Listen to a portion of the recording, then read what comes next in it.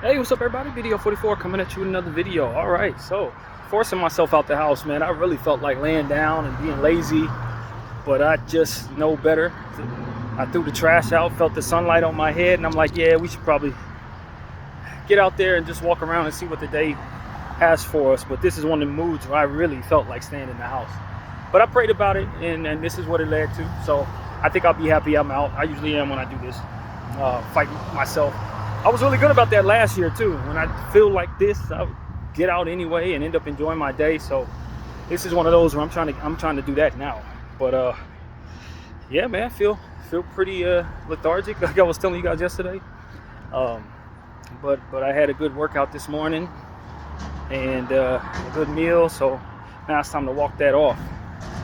But you know, I've been paying attention to a lot of stuff online that ain't really that of substance, but at the same time, I take a lot from things, you know, and some of the content I was watching, if anything, I just took from it that, you know, you gotta just leave people to be themselves sometimes, man. A lot of times you'll find yourself in situations where you got people in your life that you may want to hold accountable, but some people you just gotta leave them to their own devices. Some people, they don't respond well to your criticism of them. If anything, it just turn them off or make their ego flare up, and then they end up doing more of what it is that ultimately you criticize. Some battles you just gotta choose, man. And it's not something I'm going through specifically in my life. It's just stuff I'm seeing online. People are just not behaving in ways that other people would appreciate. They're being called out and they're not responding well to it, and all this different type of stuff. It's just, you gotta choose your battle, especially with grown people. If you're dealing with children, young people, that's one thing. But when a man is like in his 40s, you know what I mean?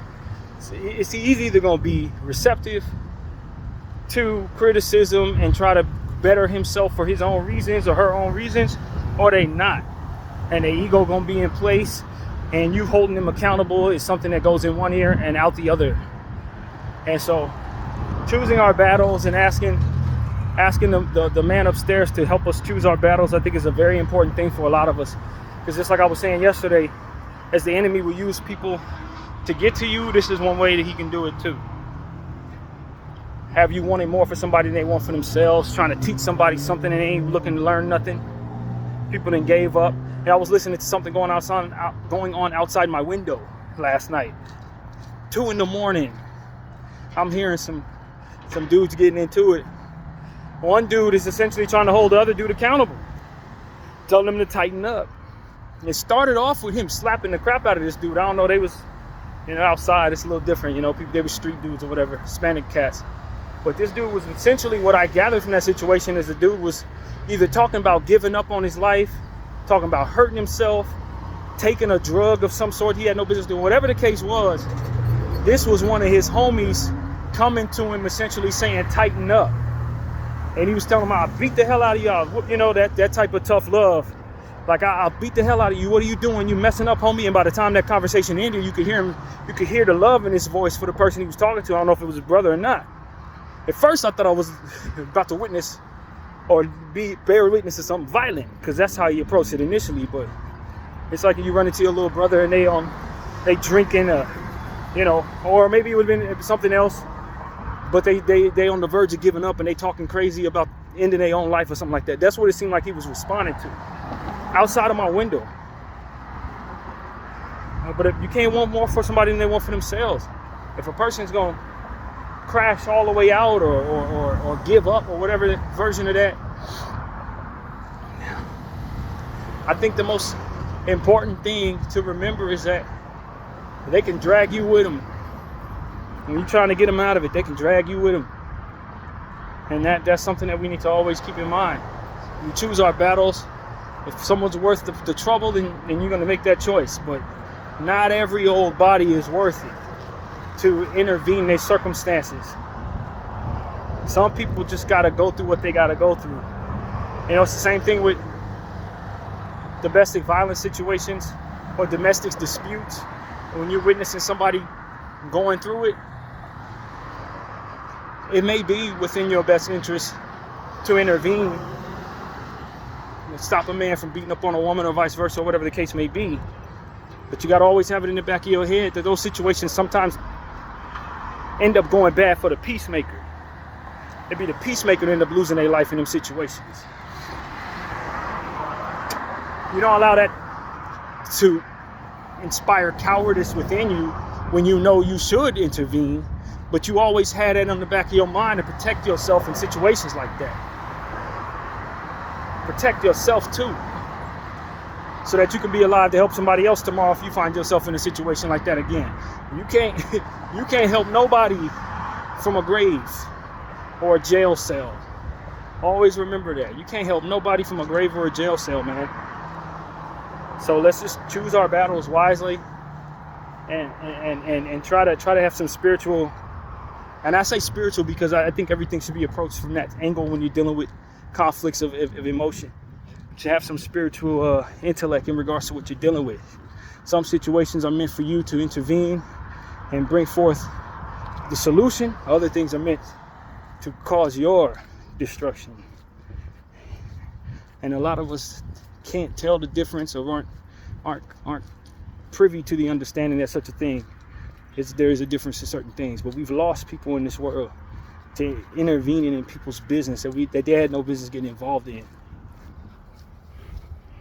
And two, people could have been solutions to circumstances that they ultimately chose themselves and their safety over helping somebody who really needed them. So we just gotta pick our battles, choose wisely. Choose wisely. And unfortunately, a lot of times the message that this is relevant for don't get to the person that's really needed. All the people who don't necessarily have this come up as relevant in their life be the ones that hear these messages, not the ones who actually going to end up losing their lives over some stupid stuff like that. But they need to hear the messages, so I'd hope to use my voice to be one more place from which it comes from. But yeah, man, this is the type of stuff we're talking about here. If anything, just know that God is always looking for you to turn to Him before making moves involving decisions and interventions and, choosing battles and engaging in the enemy's dance or whatever you're going to do. You should probably turn to Him first. If you're a believer, then you know that you have that choice to your disposal. You are wise to say a prayer before engaging in anything that will require your safety be compromised or at risk in any way, or someone else's safety be compromised or risked in any way. A lot of times the things we do in a moment can cost us in the future. Something that didn't take but 5 minutes to have take place costs you 6, 7, 8 years, 20 years, the rest of your life or whatever. Just a split moment can be the difference. And I tell you, a lot of times it's what spirit you're in before that situation takes place that'll determine how bad or how good you handle those situations. I feel the same way about trauma.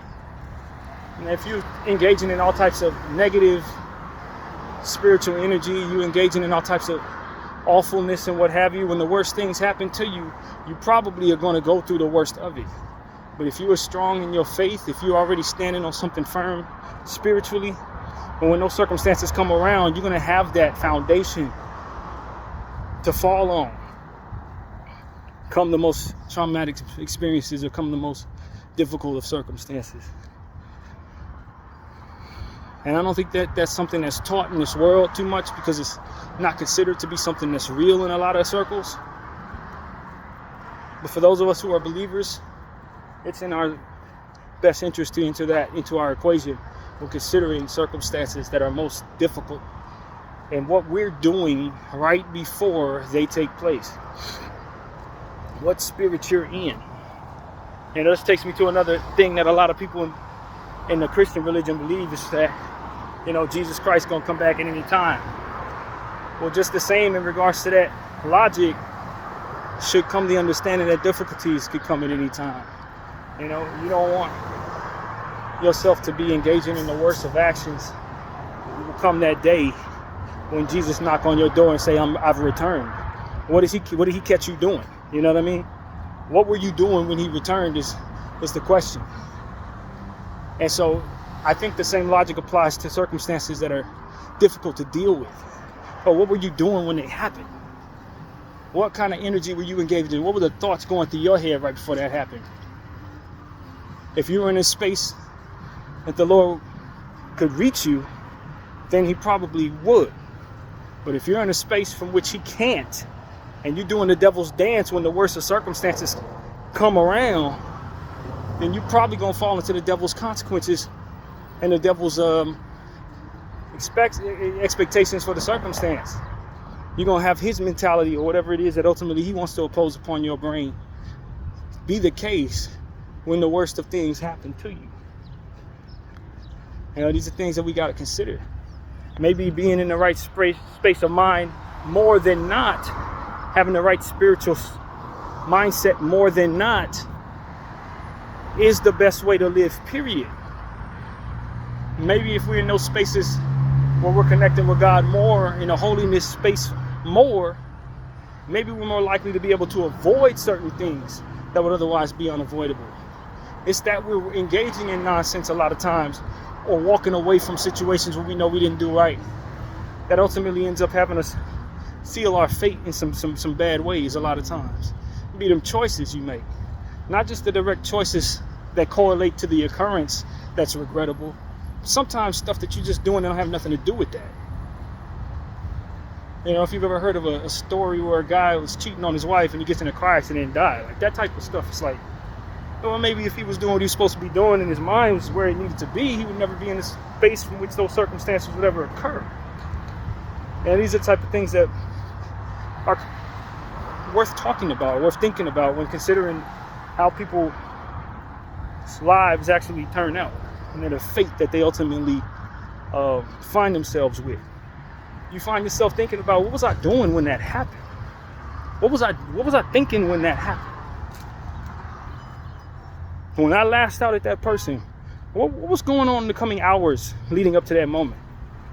Was I engaging in some devious behavior? Was I failing to discipline myself against certain things?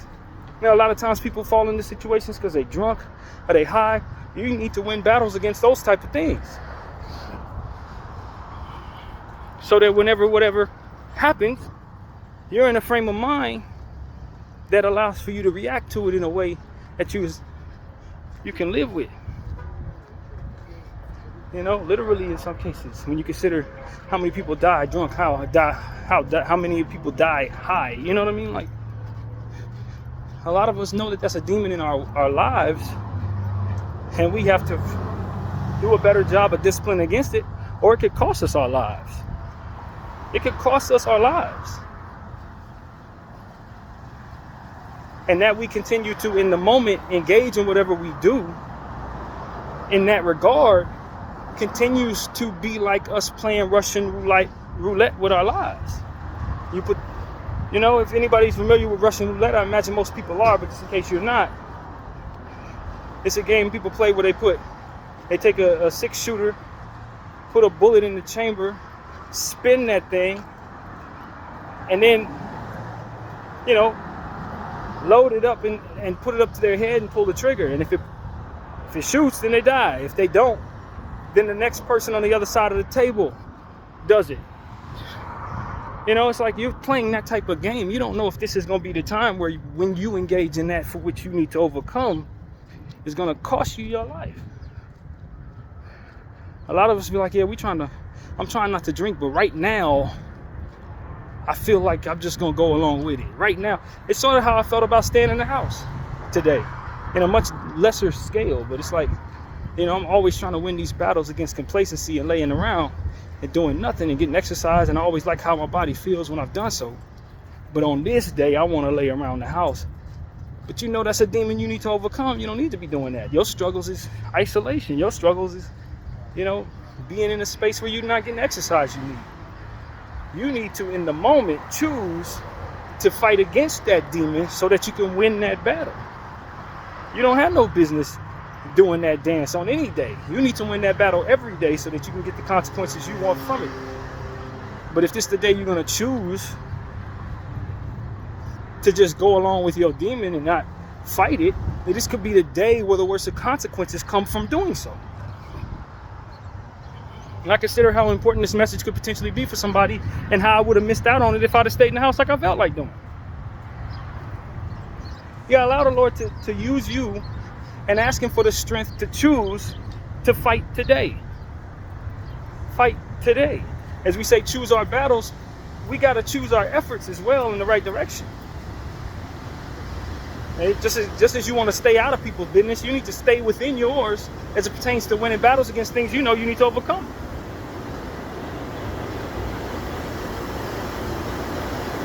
And so that's what comes to mind. I got another example of that as well in regards to my weed habit.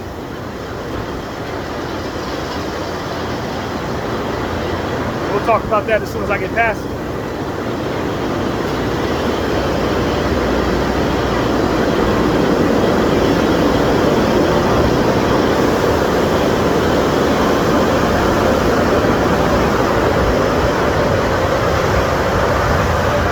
But in regards to my weed habit, you know, as you guys know, I haven't bought any weed since I've been in North Hollywood. It's probably been over 17 months since I purchased any. Now, I did find some in a room once, probably about 13, 14 months ago, smoked it, did a little art, and never touched it again. So I wouldn't say I haven't smoked in like a year and a half. That's not true. But it's been about 13 months. But what I'm saying to you is, for me, I need to pray prayers every day that the Lord continues to keep me on the path of staying away from weed. And as I continue to do that, every once in a while, I might have the urge for about a week or 2 weeks to buy it, but I win those battles each and every day because I'm saying that prayer each and every day. My thing is, I used to tell God, back when I smoked weed, to help me through that, to make sure I had it when I wanted it, to make sure that, you know, I would purchase like, you know, a different type of weed every time, and then I'd stash it. I would buy more without running out, so that I always have a bunch of different weeds. At one point, I had a Ziploc bag full of apes, like 30, 40 apes at one time, because that's just how I operated. I never actually let myself run out, and I always wanted something different. So for me, it was like, Lord, I'd get up in the morning, I say, Lord, would you pick out today's weed? Because I was in isolation, I wouldn't leave the house. So it was nothing for me to just smoke throughout the course of the day, play a little video games, exercise, eat, maybe do a video if I went back when I had my channel at the time.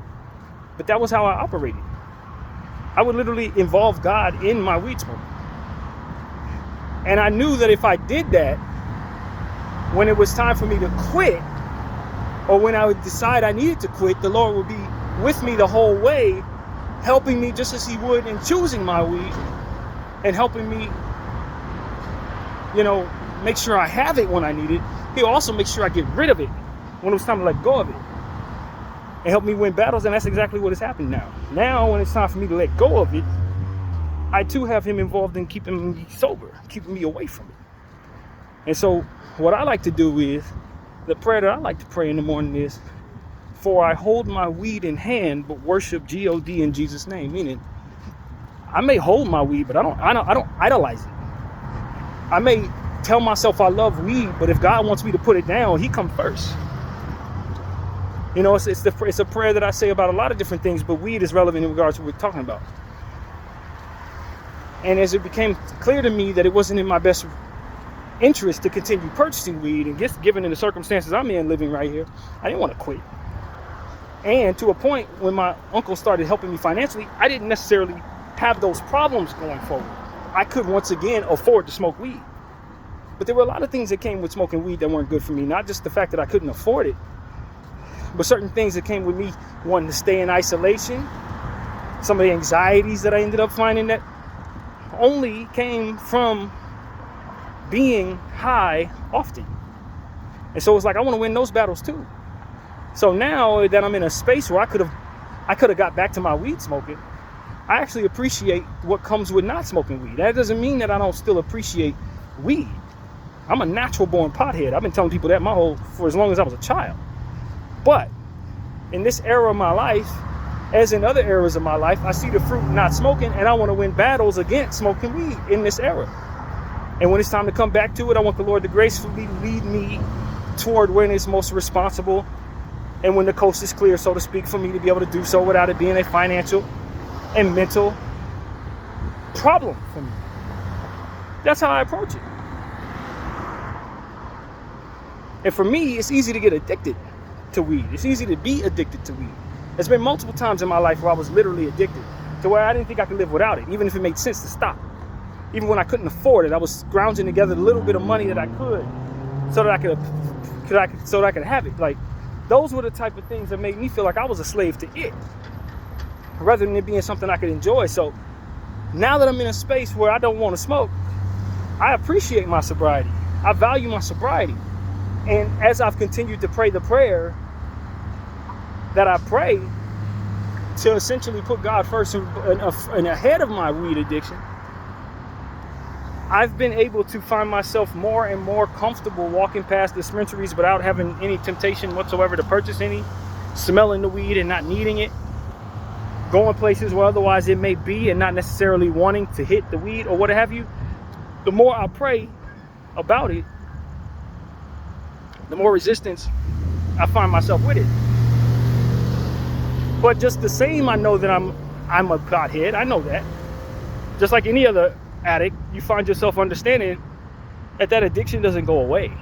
That gene in you that makes you an addict, just like you're an addict to anything else, alcoholic. You don't stop being an alcoholic just because you haven't drank in 20 years. You're still an alcoholic. And it requires you as an alcoholic to continue to reinforce within yourself, and in my case, my spirituality, that I want to remain sober. You see what I'm saying? It's the acknowledgement that this has been a problem, that it will continue to be a problem, that I'm one day away from falling back into that space. And even though I've been winning battles in that, it still requires effort within those days that I'm in to continue to win those battles. It's not my responsibility to just say, okay, I'm satisfied. No different than how we feel in regards to other aspects of our practices and exercise and showering. You're not showering one time and then satisfied for 3 weeks. You want to shower twice a day or what have you, so that you can remain clean. You brush your teeth twice, 3 times a day so that you can keep your mouth healthy. You know what I mean? At least when it comes to battling against sobriety and the effort that's required and the acknowledgement of a problem required to win, it needs to be practiced in the day you're in. So that I've walked past dispensaries for the last, say, 4 months and haven't had any problems with feeling tempted to purchase anything, I still feel the need to, within my prayer, say the prayer necessary to ask the Lord to continue to keep me sober. Just because I've gotten stronger doesn't mean that that the battle's over. Is essentially what I'm saying to you. And so that aligns with everything that we've been talking about. You got to stay active. Even when you feel like you've been cured, you got to stay active in the moment. I feel like with all the push-ups that I've done, all the exercise I've done, I've grown accustomed to the habits necessary to keep exercising. But that doesn't mean that I don't find myself needing to continue to reinforce my desire to keep working. Because you can very easily fall out of those habits just like you developed them. In fact, it's much easier to fall out of those good habits, especially when you grew up not having them, and they're rather newly established positive habits. So for me, it's like, I tell the Lord to help me with my stem as well. Even though I know I'm going to work out, I don't feel right when I don't work out, but I don't want to get to a point where I'm giving myself passes, which is what today is about to a degree. I spent a whole year last year walking down this street, making sure that I had exercise every day. But lately, as the year would have it, based on circumstances that weren't necessarily chosen by me, just me trying to align with the schedule of the NBA, dealing with the fires, dealing with everything that was going on, it just kept me in the house. And so now I find myself understanding that, I need to snap out of that. The habit that I established last year that was so very consistent has now been broken by circumstances. And in doing so, it's let me fall back into older habits that were not as healthy. I need to reestablish these habits that I appreciate and win these battles in the moment so that the habits that I worked so hard to establish don't get deteriorated by circumstances that just happen to have me fall out of those habits. So this is what the fight is about today. I wanted to lay in bed, but I also understood it was the fat established in my body and the laziness that has been established by being inconsistent in my walk that would otherwise make it so difficult for me to convince myself to get out of bed. But getting out of bed every day makes it so that that habit of going against that laziness in my mind is more likely to be won in the battles to come. Because if you overcome today, it gets easier tomorrow, and that's how it works. You fall victim to this battle today, and it's going to be even harder to get out of bed tomorrow, and you're less likely to win that battle tomorrow. And then forward comes habits you don't appreciate that leave you consequences you do not appreciate. And so this aligns with a lot of different things we got to do in our lives every day. If you're an addict, you need to win battles. And when you get to a point where you're comfortable, you need to acknowledge that you haven't completed your mission because you're still alive, and that you are alive means that you're still an addict. The addiction dies when you die. Until then, it's always a battle to win. It's always a battle to overcome that addiction. You can be 40 years removed from what it is you're addicted to. Step toward it once again and fall off the wagon forever if you allow yourself to. Because that for which made you an addict remains, but that for which makes you a resistance to that addiction to remain, so long as you fight it, so long as you continue to win those battles. And those battles come with pushing against the resistance of what comes comfortable to you. You don't lay down when you know you need to get up. You don't forget that you're an addict to weed, so you stop telling God that you want help winning those battles. It's that you did ask for help and then worked in the direction from which that help could come that made it so that you could win those battles. You asked for help and then you did the work. So if you stop asking for help and you stop doing the work, then the battle overcomes you. You lose. And so it's a practice rather than something that you can just do a couple times and be cool with. You got to keep it going. And so that's what I'm here to tell people, man. I'm trying to win those battles in many areas of my life. Some of the things that come naturally to me are not healthy for me. Some of the things that I would do in my most default of mindsets will leave me unhealthy, unhappy, out of my mind, and away from God. It's just the nature of myself. But that doesn't mean that that's where I'm headed. I'm looking to win those battles every day so I can stay on the path that God wants me on. If he wanted it to be easy, then that would be my default. If he didn't want me to have the resistance to struggle, there would be no struggle. This is his will, and his will aligns with a better path than my will, as we can clearly define in what it is we just described. And so that's why we talk the way that we do. We look to win those battles. We look to define ourselves as worthy of winning those battles. We look to move in a direction that allows us to overcome whatever addictions or whatever frustrations or whatever laziness, lack of effort and inactivity, adherence to fatigue of a mental nature or physical nature, all of those different things. You may be ill. And we talked about this in regards to cancer. You may be ill, but it's going to require, for the betterment of your resistance to that illness, that your effort and your will push forward to promote health within yourself. And winning battles in this way, if you happen to have cancer and have some habits that you don't need, that only further reinforce the cancer itself, this is how you buy yourself some time. Bring out the fullness of the quality of life that you're ultimately hopeful to be able to enjoy within your sickness. A person who smokes cigarettes all day, eats horrible fatty foods that he sees in the commercials, and all the different stuff, is not going to have the same lifestyle as somebody who's been working out for 20 years, gone vegan, ain't picked up a cigarette in 25 years. You know what I'm saying? Like, it's a different lifestyle. They may have the same sickness, but their body's going to react very differently to it. Drinks water all day, you're going to have a better quality of life. You may lose your life to the same cancer they lose their life to, but the quality of life that you're going to have is likely to be so much more palatable for you than theirs, because you've established the habits that promote wellness within yourself. And so there's more to work with in regards to what the cancer would ultimately be eating away at. You see what I'm saying? You give it more resistance. And that's really what it's about, man. You got to win these battles. You can't just walk as if you don't have to earn the right to survive.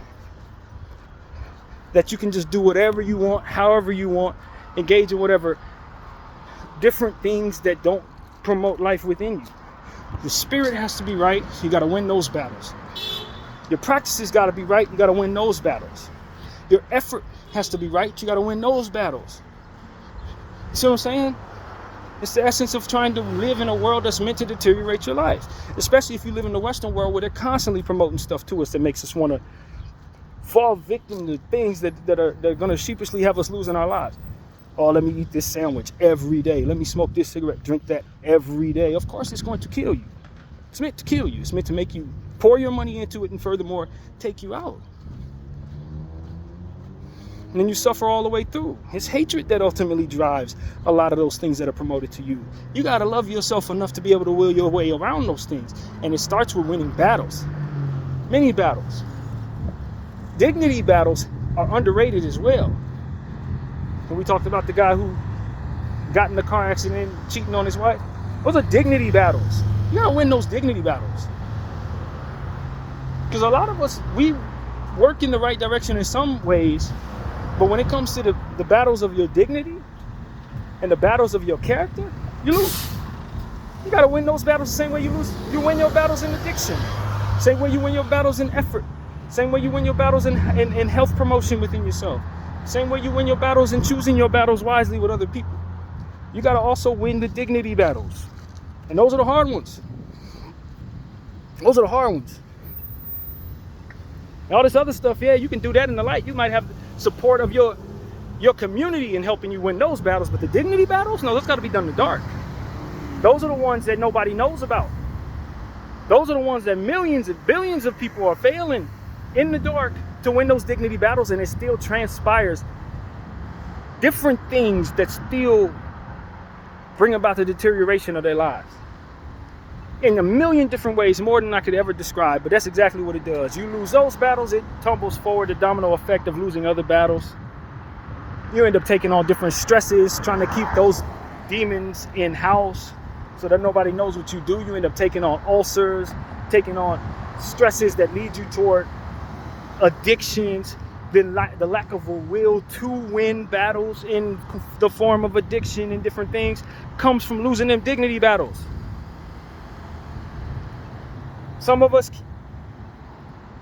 whatever the urges are in your heart or in your head, or a combination of both, make it so that by default you're going to lose those dignity battles. But you got to still fight those battles so that you can win those wars that ultimately are meant to deteriorate your life and make you useless to the people around you. How many people call themselves good people, but when it comes to these dignity battles, they lose? And then it trickles down to them being awful people or hypocrites because in order to keep their secrets quiet. You end up being indifferent to certain people's lives and the circumstances, and you torture yourself that way because you're not actually like that. You're just losing some battles in the dignity category, and you don't want nobody to know, and this is how you keep it quiet. The devil's robbing us of our dignity every day. And that's why it's important that we win those battles as well. Only you know what dignity battles are no good for you. Only you know that what you do is going to be shunned by the masses and that you keeping it quiet. Because there's a million people doing stuff they ain't have no business doing, man. Many of us are losing those battles every day. Those are dignity battles that you can look in the mirror and say, I'm not an absolute horrible human being. Yeah, I'm not allowing this sickness to, and it is a sickness in most cases, as we know. I'm not allowing this sickness to define my comfort in the lives around me. When I walk down the street, I know I can live as I am because the same thing I'm doing in the light is the same thing I'll do in the dark. Or that I struggle in the dark is not something going without resistance. That resistance comes with meditation, prayer, the reaffirmation that I'm intentional on winning these battles, the reaffirmation that what I do is not harmless to myself and others. Even if it's only done in-house, it still requires me to forego certain other aspects of my dignity so that it can be. When you think about time wasters, things that waste your time, things that you do in the dark, that otherwise, if you weren't doing those things, you could be doing something more productive. Or you could be doing something that allows for you to open your heart to greater good and greater love. Establishing better habits. And we waste our time with some of these dignity losses, moral, losses that you take in the dark. You struggle with that for an hour, 2 hours a day. Those are 2 hours you could be spending connecting with God so that he can put in your heart how to win these battles. But you keep on feeding that demon. And the consequences come thereafter. The need to keep those secrets come thereafter. It's all bad for you. And the devil ain't going to tell you that. He's going to keep on making it accessible for you to be able to lose those dignity battles. It ain't going to be too hard for you to find what you're looking for. And then it tortures you. And then that reinforces the idea that there's not any good in the world because you don't see any in yourself. And everything that tumbles forward after that. You got to win those battles. You got to tell yourself that those battles are worth winning. That it's not okay to just keep going down that path. Because even though what you do doesn't seem to, that you can't see it hurts anybody else because you do it in the dark, doesn't necessarily mean that in doing so, you don't find yourself not useful in some areas that you should be because your time is being wasted doing those things. It don't have to be nothing that horrible. It could be video games. I used to waste my hours playing video games. And when I finally put down the controller, I realized I love to do art. I finally realized that I could follow my game, my NBA game, and do content for your channel, for the channel here. All the times I stayed in the house, I could have been doing this. Instead of just lazing around the house. I could have been productive and using my creativity to help shed light on the understandings of what my life provided. And just being and having the brain that I had, but I was throwing my soul into video games, wasting time and not discovering what my true passions could ultimately be. And find until late in life because I was wasting time. A lot of people don't have that problem. And they may not relate to that, but that doesn't mean that this isn't relatable to a lot of people. You may have known what you wanted to do from when you were 10 years old. Not everybody does, and they have no business wasting their time. No business wasting their time doing things that are idolizing things and idolizing time wasters and losing dignity battles in the dark and stuff like that. They have no business doing that because they don't know who they are.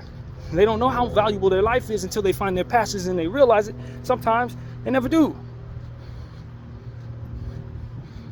And this is what we're trying to inspire people to understand and learn, especially young people in your 20s, early 20s, teens and stuff like that.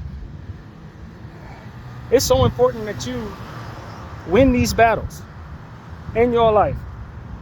Have dignity and describe yourself as somebody worthy of having it when you think thoughts about who you are and who you want to be. Dignity battles, win those. Trickles down to you being able to not waste your time doing things that ultimately are only done because you don't feel you have any. This is so important, man, because that's where a lot of things tumble forward. A lot of self-loathing and depression comes from people not doing the right things, looking in the mirror, seeing somebody who didn't do the right things and then hating that person. It doesn't work, man. You got to win those dignity battles. And as you start to see yourself win those dignity battles, then you have more respect for yourself. You look in the mirror and you can kind of tolerate the person you see, and then love can transpire from there. But self-tolerance is what a lot of people don't understand that they're lacking. And it's because of choices that they make in the dark, choosing away from their betterment in a lot of cases, picking the wrong battles and choosing to put their energy into people that they don't love or don't love them or what have you, and all the different self-loathing energies that tumble forward from that. You gotta win these battles.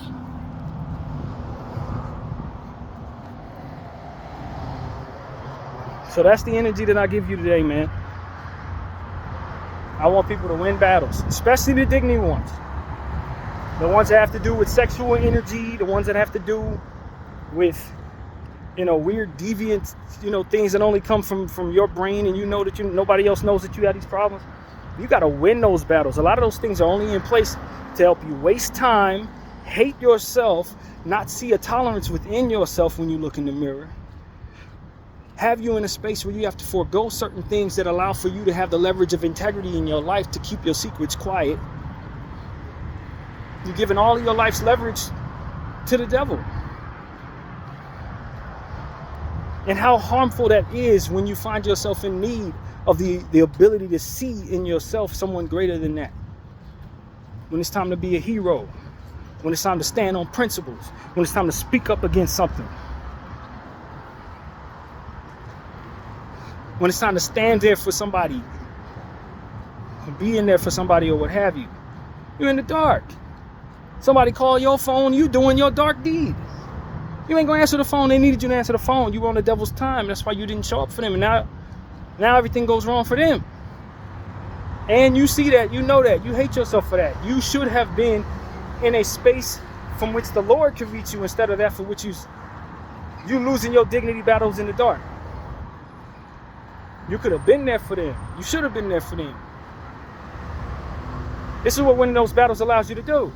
You ain't wasting your time doing something that you know damn well you have no business doing, that you're so damn addicted to. Now you can answer the phone. You understand what I'm saying? Now you can come out the house. Now you can open your door. Instead of pretending you ain't home. Like, it's a real thing when people are losing these dignity battles, man. Now you can look your wife in the eye and say, no, I ain't do none of that.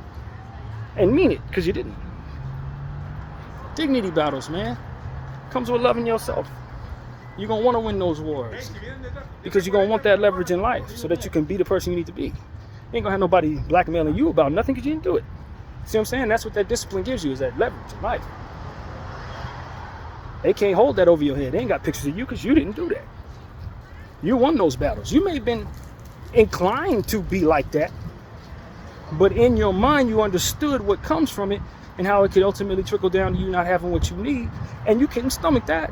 You weren't going to let that happen, so you're going to win these battles. You're going to forego what comes with doing that deed that you're prone to do in the dark, because you understood everything I just described and how much importance it holds in your life.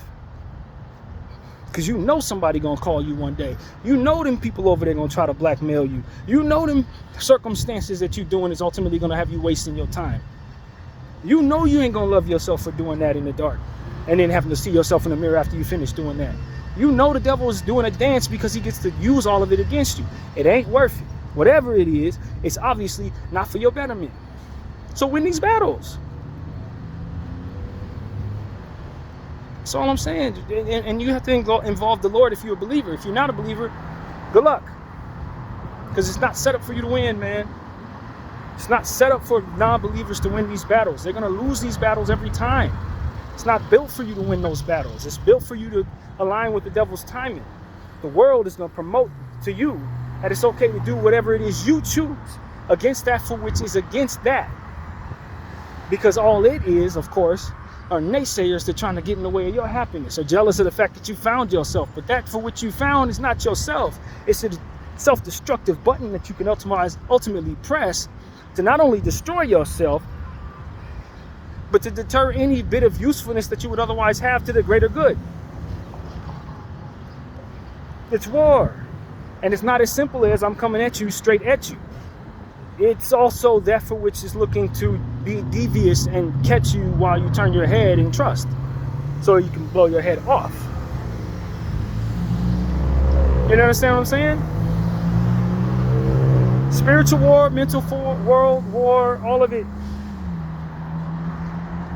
A lot of what keeps people intact doing things they have no business doing is not an indifference. It's guilt. A lot of people are indifferent. A lot of people don't care. Some people are desperately trying to protect themselves from sins being exposed that have already been basically they've already been blackmailed about. That's what I think a lot is going on in our government. A lot of stuff that you see This is people losing dignity battles, other people knowing about it, and then being able to use that over their heads. That's what I think is going on. A good portion of American politics is probably driven by that. Driven by it. It's the power behind a lot of decisions that you see. And so that's why I talk to you the way I do, is because I want people to win these battles so that we can have our leverage back against that for which is looking to attack us and do the devil's intended will. Because whether you believe the devil's there or not, the proof is in the pudding. He's using people every day who are losing dignity battles, who are losing self-love, and then from there he can use them because ain't no love in them. Love will have you winning these battles. Love for self, love for others will have you trying to win these wars. That's the point. It starts with a love for something greater than yourself and that for which is not yourself. And of course, pointing back at self. And when you have that love, then you want to win, because then you care that you answer the phone for others. You care that people can't use you to display indifference. Or that you can see the dignity within yourself to be able to align with that for which is instinctually caring for others.